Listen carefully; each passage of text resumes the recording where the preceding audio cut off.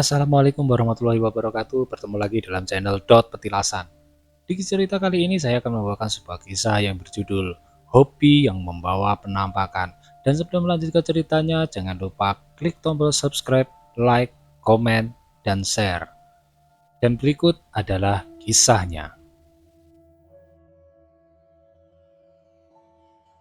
Kisah ini terjadi beberapa tahun yang lalu yang menimpa seorang bapak-bapak yang mempunyai hobi yang digemari banyak lelaki, yaitu memancing. Sebut saja namanya Pak Joyo, yang kebetulan saat itu sedang menikmati hari libur bekerjanya sebagai karyawan swasta. Hari-hari yang ditunggunya pun akhirnya tiba juga. Ia sudah mempersiapkan dalam beberapa pekan yang lalu. Jauh-jauh hari ternyata dirinya sudah merencanakan untuk memancing di tempat yang sudah digambarkannya sepekan yang lalu saat itu. Dengan modal perlengkapan yang cukup, Pak Joyo langsung menuju ke tempat yang ingin dia tuju, yaitu sebuah kolam bekas tambak ikan yang terbengkalai cukup luas, yang dikelilingi banyak pohon-pohon pisang dan pohon-pohon besar. Jalan menuju ke lokasi tersebut cukup jauh, yang tak bisa dilalui kendaraan sepeda motor sekalipun. Dikarenakan beberapa jalan yang dulu pernah dipakai untuk kegiatan di tambak ikan itu sudah tak pernah digunakan dan tak pernah dirawat lagi hingga ditumbuhi semak belukar yang lebat. Setelah perjalanan cukup panjang, akhirnya sampailah ia di tempat tersebut dan mencari titik lokasi yang cocok untuk menyalurkan hobi yang digemarinya itu. Pak Joyo pun memilih tempat dingin dan tak terkena sinar matahari, di bawah pohon besar yang berdekatan dengan banyak pohon pisang. Selama beberapa waktu, Pak Joyo tak merasakan hal aneh apapun. Bahkan beliau banyak mendapatkan ikan-ikan seperti ikan mujair dan ikan nila. Rasa senangnya memuncak ketika dirinya mendapatkan ikan dengan ukuran yang cukup besar dari ikan-ikan yang ia dapat sebelumnya. Setelah beberapa jam memancing dan hari menjelang sore, dirinya belum juga punya niat untuk pulang, padahal hasil tangkapannya sudah cukup banyak. Apalagi perjalanan pulang cukup jauh, hanya untuk menuju ke tempat parkir sepeda motornya saja. Sambil menikmati angin yang segar dan bersantai di bawah pohon besar, tiba-tiba Pak Joyo mendengar dari sekitaran di dekatnya suara seperti sesuatu yang bergerak-gerak di antara pohon-pohon pisang di sekitarnya. Awalnya beliau tidak memperdulikannya, tapi lama-kelamaan suara tersebut semakin jelas. Bahkan terdengar seperti orang yang menggeram. Pak Joyo yang penasaran mengecek sumber suara tersebut, dan ternyata tak ditemukan apapun. Mungkin saja itu kucing hutan ataupun musang yang sedang mencari makan. Setelah kembali ke tempat semula, akhirnya beliau berniat untuk pulang saja.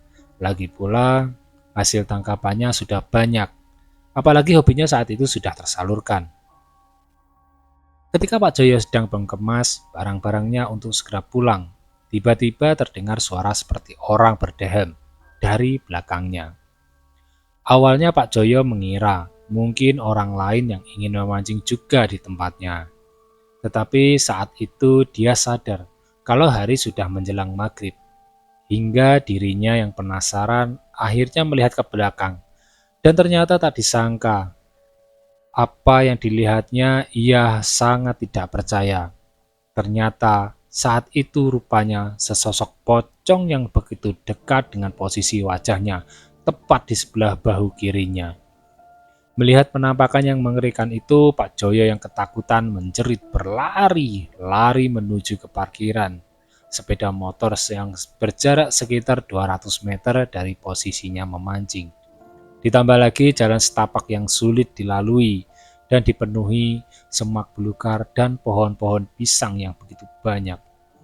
Saat berlari, Pak Joyo menceritakan kalau saat itu dia sempat menoleh ke belakang dan dilihatnya sesosok pocong itu melompat-lompat dengan cepat mengejarnya.